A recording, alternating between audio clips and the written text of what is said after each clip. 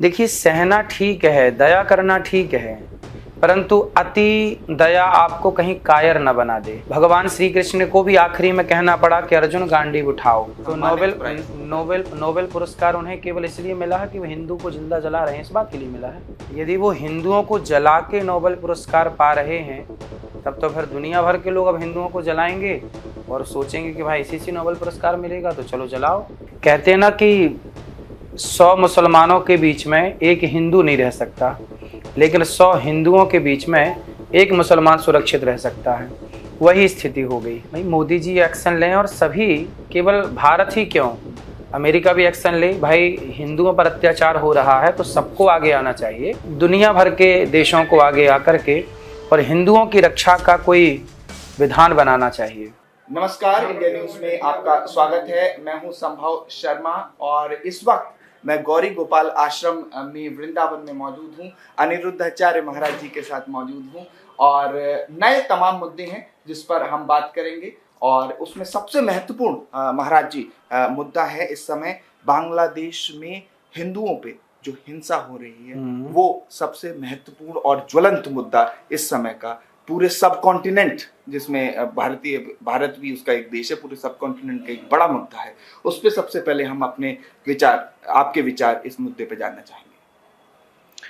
देखिए, सबसे बड़ी बात यह है कि बांग्लादेश भारत का ही हिस्सा था। अब क्या हो सकता है उसके सुधार के लिए? हिंदुओं का वहाँ जीना तो मुश्किल है ही। कहते हैं ना कि 100 मुसलमानों के बीच में एक हिंदू नहीं रह सकता, लेकिन 100 हिंदुओं के बीच में एक मुसलमान सुरक्षित रह सकता है। वही स्थिति हो गई कि जहाँ जहाँ इनकी आबादी बढ़ी है, वहाँ वहाँ हिंदुओं को काटा गया, जिंदा जलाया गया, जिंदा मारा गया। तो इस स्थिति के लिए दुनिया भर के देशों को आगे आकर के और हिंदुओं की रक्षा का कोई विधान बनाना चाहिए। वर्तमान में जो हमारे देश के प्रधानमंत्री मोदी जी हैं, इनको भी इस कार्य में तेजी से आगे बढ़ना चाहिए और हिंदुओं की सुरक्षा हो, ऐसा कार्य करना चाहिए सबको। तो एक तरह से आप जो टॉप लीडरशिप है भारत की, भारत के प्राइम मिनिस्टर और लीडरशिप जो लोग हैं टॉप लेवल पे, ब्यूरोक्रेट्स हैं, मिनिस्ट्री ऑफ फॉरेन अफेयर्स है, उनसे भी क्या आप अपील कर रहे हैं कि कुछ एक्शन लिया जाए इसका? भाई मोदी जी एक्शन लें, और सभी, केवल भारत ही क्यों, अमेरिका भी एक्शन ले। भाई हिंदुओं पर अत्याचार हो रहा है तो सबको आगे आना चाहिए और हिंदुओं की रक्षा हो, ऐसा सबको मिलजुल के कार्य करना चाहिए। आज हिंदू, देखिए हिंदू का रहना क्यों आवश्यक है? हिंदू है तो दुनिया भर की संस्कृतियां हैं। यदि हिंदू ही धरती में खतरे में चला जाएगा हिंदू, तो हमारे संत जन कहते हैं कि हिंदू यदि खतरे में गया, हिंदू का अस्तित्व खतरे में गया, तो सारी धरती का अस्तित्व खतरे में हो जाएगा, या फिर कोई अपने को सुरक्षित ना समझे। हिंदुओं की जो सहिष्णुता है, जो टॉलरेंस जिसे कहा जाता है, वो क्या आपको कमजोरी लगती है, या हिंदुओं की जो सहिष्णुता है वो उनकी ताकत है? इस पर जो सहिष्णुता है बेसिकली, उस पर आपके क्या विचार हैं हिंदुओं? देखिए, सहना ठीक है, दया करना ठीक है, परंतु अति दया आपको कहीं कायर न बना दे। भगवान श्री कृष्ण को भी आखिरी में कहना पड़ा कि अर्जुन गांडीव उठाओ। भगवान राम तो भगवान थे, लेकिन जहां भगवान की बात, उनसे बड़ा ज्ञानी कौन? उनकी बात जब बातों से नहीं हुई तो राम को भी तो धनुष उठाना पड़ा। इसलिए हम हिंदू हैं, हम माला भी जपना जानते हैं, गीता भी पढ़ना जानते हैं, लेकिन गुरु द्रोणाचार्य धनुष बाण भी तो सिखाते हैं।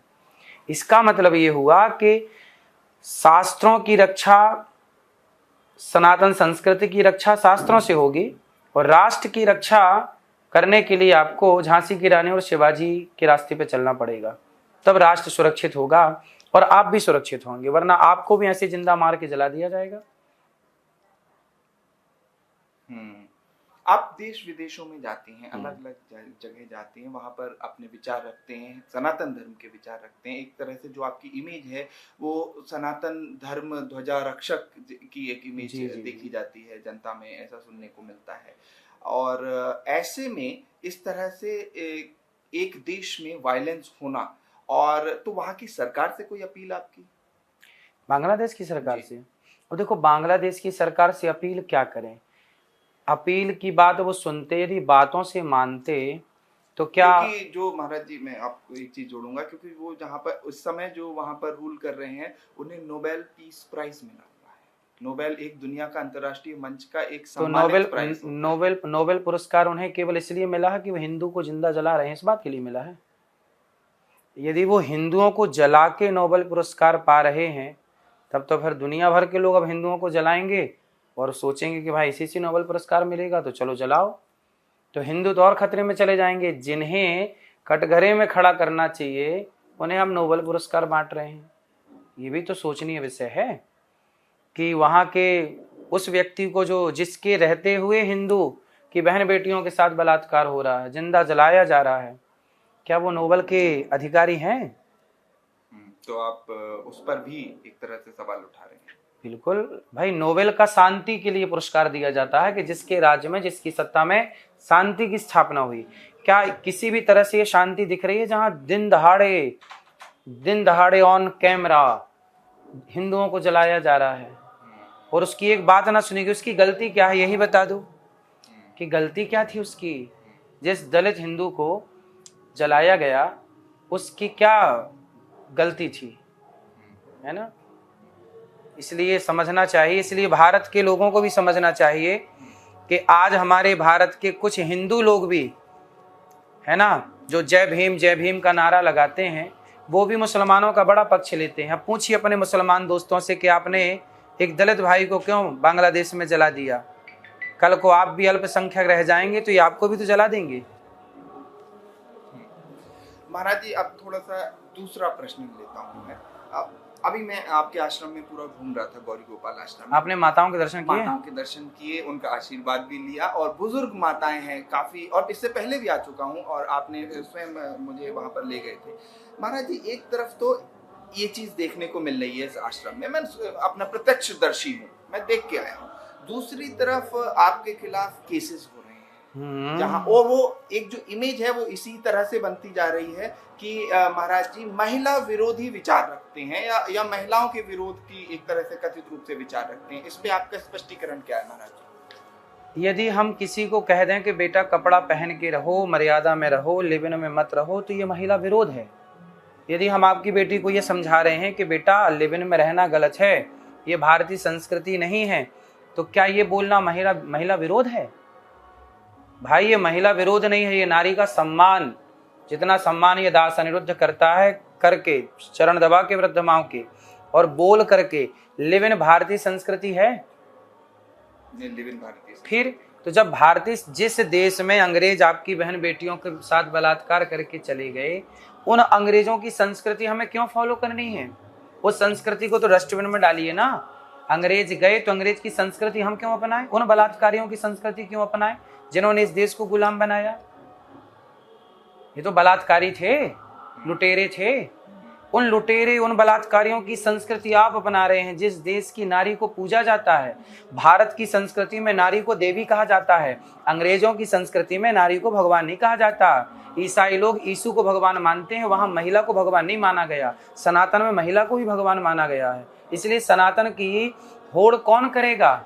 वो कहते हैं कि जो ये विचार है, इससे महिला का सशक्तिकरण ना हो के महिला को एक तरह से दूसरे दर्जे का बना दिया जाता है, पुरुष से नीचे कर दिया जाता है। ये एक चाल है। हमारे यहाँ नारी कभी पुरुष से नीचे रही नहीं।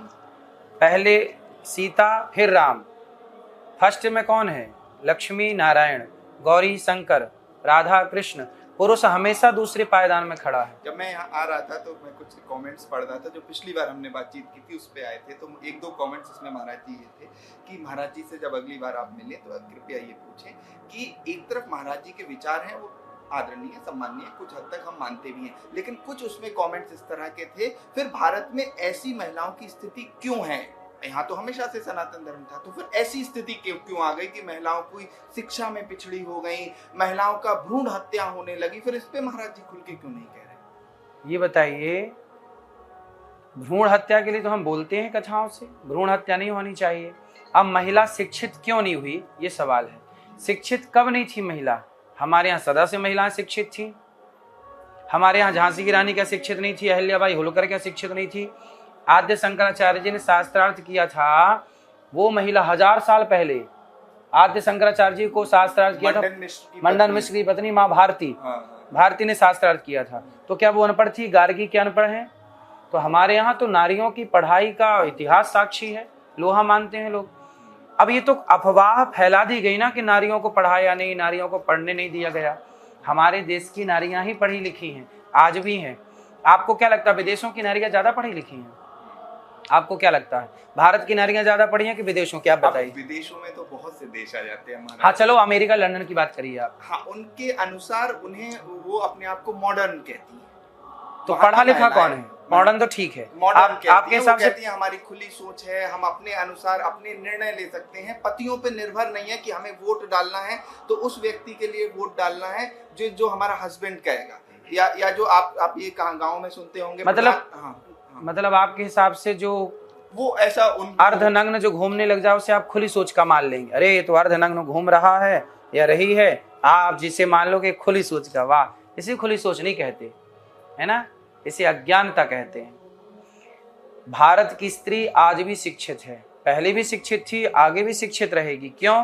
क्योंकि भारत की स्त्री रिश्ते निभाना जानती है। हमारे यहाँ यदि एक बार किसी के संग विवाह हो जाए तो सदा के लिए वो पत्नी और सदा के लिए वो पति होता है। विदेशों में एक स्त्री एक पुरुष के संग सारी जिंदगी वो कम लोग गुजारते हैं। 90% वहाँ तलाक ज्यादा है, वहाँ पे लिव इन है, इसके साथ उसके साथ उसके साथ। हमारे भारत में तो एक स्त्री यदि पति मर जाए तो उसकी विधवा रह के जिंदगी गुजार देती है।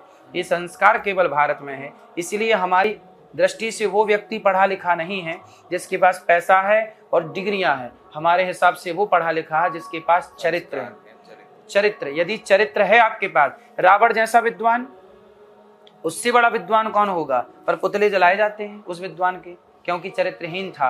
राम रावण से, वो तो भगवान है, फिर भी यदि सामान्य दृष्टि में देखा जाए तो रावण से कम पढ़े लिखे राम है। सामान्य दृष्टि में है तो वो भगवान राम जी, लेकिन राम के मंदिर बनाए जाते हैं क्योंकि हमारे यहाँ चरित्र की पूजा, राम चरित्रवान है, राम चरित्र सुनबे को रसिया। इसलिए रावण जैसी विद्वत्ता नहीं चाहिए जो चरित्रहीन बना दे समाज को। राम जैसा संस्कार चाहिए जो घर घर पूजे जाते हैं। हम राम के देश में रहते हैं, हम अंग्रेजों का कल्चर क्यों अपनाएं? तो इसको आप अंग्रेजों का कल्चर कहते हैं। हाँ। लेकिन महाराज जी फिर इसमें एक चीज और ऐड कर दीजिए कि फिर जो उत्थान है, जो नारी सशक्तिकरण है, एम्पावरमेंट है, वो किस तरह से होगा? उसके लिए आप क्या मतलब हो तो रहा है, हर फील्ड में हमारी बहन बेटियां जा रही हैं। जैसे एक तरह से सेक्स रेशियो है, जो अब महिला से पुरुष का जो रेशियो होता है, सेक्स रेशियो, वो कई राज्यों में काफी खराब है और भारत में भी एक तरह से सवाल है। तो क्या सवाल है इसका? इस पे कि जो महिला और पुरुष का अनुपात है वो बराबर होना चाहिए, तो अभी बराबर नहीं है। भ्रूण हत्या एक उसका कारण है, दहेज प्रथा एक ऐसा कारण है, तो उन पर भी थोड़े से आपके विचार रहेंगे तो जनता उससे भी। दहेज प्रथा पर तो मैं खुद बात करता हूँ कथाओं में कि दहेज लेना, मैं बोलता हूँ कि अपने बच्चों को इतना योग्य बनाओ कि किसी से भीख क्यों मांगनी पड़े। ये दहेज क्या है? मंदिर के बाहर जो बैठते हैं उन्हें भिखारी कहते हैं और जो दहेज मांगते हैं उन्हें भिखमंगा कहते हैं। तो ये भिखमंगाई क्यों करनी है? बहरहाल कई इंटरव्यूज में हमारे साथ आप महिलाओं पे विचार रख चुके हैं, तो उस पे अब हम और डिटेल में नहीं जाएंगे। कई कंट्रोवर्सी भी हुई थी, उसका आप स्पष्टीकरण दे चुके हैं, उसमें हम नहीं जाएंगे। एक नया मुद्दा है, राष्ट्रीय स्तर का मुद्दा है, स्पेशल इंटेंसिव रिवीजन, एक एक्सरसाइज है जो इलेक्शन कमीशन कराता है, जिसमें जो जैसे कई विदेशी हैं या जिनको वोट देने का अधिकार नहीं है, उनको हटा के एक नई लिस्ट जो वोटर लिस्ट होती है उसका एक तरह से रिवीजन है ये। तो ये एसआईआर की प्रक्रिया जो है, जो राष्ट्रीय स्तर पे चल रही है, उत्तर प्रदेश में इस समय चल रही है और जगहों पे भी चल रही है, उस पर आपके क्या विचार है? क्योंकि कई आरोप हैं कि बांग्लादेशी और कई विदेशी नागरिक, विदेशी लोग भारत में आ गए इमिग्रेशन करके, और भारत की जो डेमोग्राफी है, एक तरह से जो लोग हैं भारत के, उनकी वो डेमोग्राफी है वो बदलने की कोशिश की जा रही है। नहीं, ये बात ठीक है कि जो अभी नया ये सरकार के द्वारा कार्य हो रहा है कि भारत में केवल भारतीय रहेंगे, जो घुसपैठिए घुस के आए हैं उन्हें बाहर खदेड़ा जाए, यही न्याय है, यही धर्म है। आज कितने घुसपैठिए पूरे भारत के कोने कोने में बहुत सारे घुसपैठिए घुसे हुए हैं, इन सबको बाहर निकालने के लिए एसआर है ना, एसआईआर, जो एसआईआर सरकार ने ये जो कार्य किया है श्रेष्ठ है। और इससे देखो बिहार में अभी हुआ तो कितने लाख लोग मैंने सुना कि बाहरी पाए गए। अब यूपी का सर्वे होगा तो करोड़ों लोग बाहरी पाए जाएंगे, मध्य प्रदेश का सर्वे होगा तो करोड़ों लोग भारत की अर्थव्यवस्था पर नाच रहे हैं कि नहीं, नुकसान क्षति तो पहुंचा ही रहे हैं। तो इन सबको बाहर करना, जिस बांग्लादेश में हिंदू सुरक्षित नहीं है वो बांग्लादेशी यहाँ क्या कर रहे हैं, उनको बिल्कुल खदेड़ना चाहिए। वो सरकार का ये कार्य सराहनीय है और सबको इसका समर्थन करना चाहिए। जो इसका विरोध करते हैं इस पहल का, ये समझ लीजिए कि ये ही गद्दार हैं इस देश में, इनको भी खदेड़ना चाहिए। एक आखिरी प्रश्न ले लेता हूँ महाराज जी, ये जो अभी एक पद यात्रा हुई थी दिल्ली से वृंदावन की, उसमें आपने भी भाग लिया था। हाँ, तो हम गए थे। पद यात्रा का मुख्य मोटिव क्या था, ये थोड़ा दर्शकों को बताएं। गौ हत्या बंद हो, यमुना माँ की शुद्धि हो और हमारे देश में ऊंच नीच का भेदभाव मिटे। जातियां व्यवस्था के लिए हैं, छुआछूत के लिए नहीं। हम जातियों को मानते हैं। आप जातियों का समर्थन करते हैं? जातियों को मानते हैं व्यवस्था के रूप में, छुआछूत के रूप में नहीं, ऊंच नीच के रूप में नहीं। गौरी गोपाल में जितनी वृद्ध माएँ रहती हैं, हमने किसी से जाति नहीं पूछी, सभी माओ की सेवा की है, पांव दबाए हैं। रसोई चलती है अखंड, एक लाने में सारे लोग खड़े होते हैं, ब्राह्मण क्षत्रिय वैश्य शूद्र, कोई पूछा नहीं जाता कि तुम्हारी जाति है। सब आओ एक लाइन पे खाओ, एक सा भोजन, एक सी व्यवस्था, कोई भेदभाव नहीं। हम भेदभाव कहाँ करते हैं? लेकिन जातियां बनी हैं व्यवस्था के लिए। व्यवस्था मीन्स जानते हैं, जैसे आपके घर में बेटी का विवाह है तो आपने किसी को टेंट की व्यवस्था दे दी, किसी को बारात आएगी उसको खाना पीने की व्यवस्था सौंप दी, किसी को साग भाजी खरीदने की मंडी जाने की व्यवस्था सौंप दी। तो व्यवस्था नहीं सौंपेंगे तो आपका कोई काम नहीं होगा। काम का विभाजन कर। हाँ, तो विभाजन तो जैसे आपके भी, आप एंकर हैं तो कैमरामैन अलग है, तो एडिटर अलग है ना। तो ये सब के काम, अब कैमरामैन आपकी जगह बैठे और आप वहां, तो ना आप कर पाओगे ना वो कर पाएगा। तो हर व्यक्ति अपने अपने काम का मास्टर है। जितना महत्व आपका है उतना ही महत्व कैमरामैन का भी है, उतना ही महत्व एडिटर का है। आप दोनों है और एडिटर ना हो तो आप कुछ भी नहीं है, एडिटर और कैमरामैन हो और आप ना हो तो कुछ भी नहीं। तो तीनों के संयोग से मिलेगा। ऐसे ही ब्राह्मण क्षत्रिय वैश्य शूद्र, ये हम एक दूसरे की पूरक हैं। जैसे आपका पूरक कैमरामैन है और आप दोनों का पूरक एडिटर है और आप तीनों का पूरक चैनल है। आप एडिटिंग करके बैठे हैं, क्लिप्स आपके पास है पर चैनल चलाए ही ना, तो चार हो गए ना। ऐसे ही ब्राह्मण क्षत्रिय वैश्य शूद्र, ये चारों पूरक है एक दूसरे के, और चारों जब मिलते हैं तब देश की व्यवस्थाएं चलती हैं। हमें अब आप लड़ने लग जाओ कि जी मैं बड़ा हूं, कैमरामैन तू छोटा है, एडिटर तू छोटा है और वो चैनल वाला और छोटा है, ऐसा नहीं होगा। चारों एक भाई हो, एक ग्रुप में एक व्यक्ति के लिए काम कर रहे हैं आप सब लोग। आपका मुखिया एक है, आपके चैनल का मालिक एक है जो सबको पैसा बराबर देता है अपने अपने काम के स्तर से। उसी प्रकार हम सबका बाप एक है। ब्राह्मणों से मुखमासीद बाहु राजन्यः कृतः उरु तदस्य जद वैश्यः पदभ्यांगुं शूद्रो अजायत। वेद वाक्य है कि हम सबके पिता एक भगवान नारायण है। उन्हीं के मुख से ब्राह्मण, उन्हीं की भुजा से क्षत्रिय, उन्हीं की जांघ से वैश्य, उन्हीं के चरण से शूद्र। सबका एक पिता है। जब एक बाप है, एक दाना पानी है, एक नदी है, एक गंगा का पानी सब पीते हैं, एक यमुना का पानी सब पीते हैं, एक सूर्य का प्रकाश सब लेते हैं, एक गाय को सब लोग माता मानते हैं। तो भेद केवल अंग्रेजों ने लड़ाने के लिए फूट डालो शासन करो लड़ाया और हम हिंदुओं को बरगलाया और लड़ा करके और खूब राज्य किया मुगलों ने। आज वही कुछ नेता भी कर रहे हैं, लड़ा रहे हैं नेता आपस में जातियों के नाम पे। इसलिए ये सही नहीं है, प्रेम से रहना चाहिए सनातनियों को। और अभी मुझे एक नेताजी हैं हमारे मध्य भारत में, उन्होंने, आप अखिलेश जी की बात तो नहीं कर? नहीं अखिलेश नहीं, हम मायावती जी हैं। मायावती जी का एक मैं बयान सुन रहा था, मेरे को बड़ा अच्छा लगा। मायावती जी बोल रही थी कि देखो गांव वालों, एक गांव में गई थी वो लेक्चर देने, तो उन्होंने कहा कि देखो गांव वालों, हम लोग तो आएंगे और आके बोल के चले जाएंगे, लेकिन इस गांव में ब्राह्मण भी रहते हैं, यादव भी रहते हैं, वैश्य भी रहते हैं, शूद्र भी रहते हैं, मोची भी रहते हैं, कुम्हार भी रहते हैं, लोहार भी रहते हैं। इसी गांव में तुम सबको सदा रहना है। तुम्हारे बाप दादे इसी गांव में सब रहते आए हैं। हम लोग तो आएंगे, लड़ा के चले जाएंगे। तुम लड़ना मत किसी के कहने से, क्योंकि तुम गांव के लोग जितना प्रेम से रहोगे उतना खुशहाल गांव रहेगा। और गांव खुशहाल रहेगा तो क्षेत्र खुशहाल रहेगा, क्षेत्र खुशहाल रहेगा तो राज्य खुशहाल रहेगा, राज्य खुशहाल रहेगा तो देश खुशहाल रहेगा। ये मैया की बात है, कौन सी मैया? मायावती। मायावती मैया की। पूर्व उत्तर प्रदेश की हाँ, पूर्व मुख्यमंत्री। तो मेरे को ये बात कितनी अच्छी लगी कि देखो नेता ऐसे होने चाहिए जो ये बात कहें कि भाई देखो हमारे कहने से तुम लड़ना मत, यदि हम कह भी दें कि ये जाति वो जाति, रहना आज से सैकड़ों साल तक एक ही गांव में सारे समाज के लोग रहे कि नहीं? तो हमें इसी कमरे में आपके साथ रहना है, तो हम लड़के कब तक रहेंगे आपके साथ? इसीलिए प्यार से रहो और इसी से हम सबकी भलाई, सनातनी संगठित रहेगा तो राष्ट्र का निर्माण होगा। तो ये जो यात्रा थी ये किसी धर्म के विरोध में नहीं थी? नहीं, धर्म क्या, धर्म तो केवल सनातन है, बाकी तो मजहब पंथ है, कोई धर्म नहीं होता दूसरा। मजहब के किसी क्या विरोध है? हिंदू कभी किसी का विरोध नहीं करता, सनातनी किसी का विरोध नहीं करता। सनातनी तो सर्वे भवन्तु सुखिनः सर्वे सन्तु निरामया, सब सुखी रहे, सर्वे भवन्तु सुखिनः, वसुधैव कुटुम्बकम की बातें हैं। हम क्यों किसी का बुरा सोचेंगे? हमने कभी मुसलमानों का बुरा नहीं सोचा। मुसलमान षड्यंत्र रचते रहते हैं, हिंदुओं को कैसे मारा जाए, कैसे काटा जाए, कैसे दबाया जाए। हिंदू कभी नहीं सोचता कि मुसलमान। अपने बचाव में फिर कैसे आपकी क्या इस पे विचार हैं कि बचाव कैसे किया जाए? किसके बचाव में? हिंदू? हाँ, एक तरह से जिस तरह की जो आपकी यात्रा तो आप भी अपने बचाव के लिए कुछ आप भी सीखिए, कराटे सीखिए, तलवार चलाना सीखिए, झांसी की रानी बनिए, शिवाजी बनिए। आप कल संकट आएगा तो आप पे भी तो आएगा, आप थोड़ी बच जाएंगे। जैसे बांग्लादेश में हिंदू को जैसे मारा गया, आपको भी मारा जाएगा, आपको भी जलाया जाएगा कपड़े उतार के, आप भी तो उसी में हैं। फिर इसलिए आपको भी अपनी रक्षा करनी आनी चाहिए, आत्मरक्षा। राम जी के हाथ में धनुष है, हनुमान जी के हाथ में गदा है, हमारे देवी दुर्गा के हाथ में तलवार है। इसलिए जब भगवान के हाथ में है तो फिर हम खाली क्यों रहें? आत्मरक्षा।